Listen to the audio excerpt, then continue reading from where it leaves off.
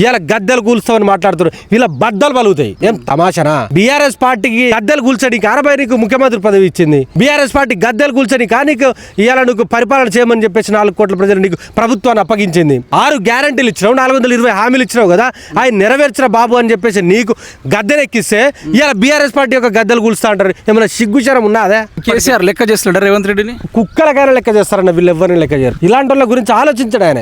ప్రజల గురించి ఆలోచిస్తారు, ప్రజల సంక్షేమం గురించి ఆలోచిస్తారు, పాదల గురించి ఆలోచిస్తారు. అదే రేవంత్ రెడ్డి గారు ఏం ఆలోచిస్తారు తెలుసా అన్న మీకు? ఇగో ఇక్కడ ఈ ల్యాండ్ ఎక్కడిది, ఈ యూనివర్సిటీ ల్యాండ్ ఏంది కథ ఇంకా చూడలేదు ఆయన.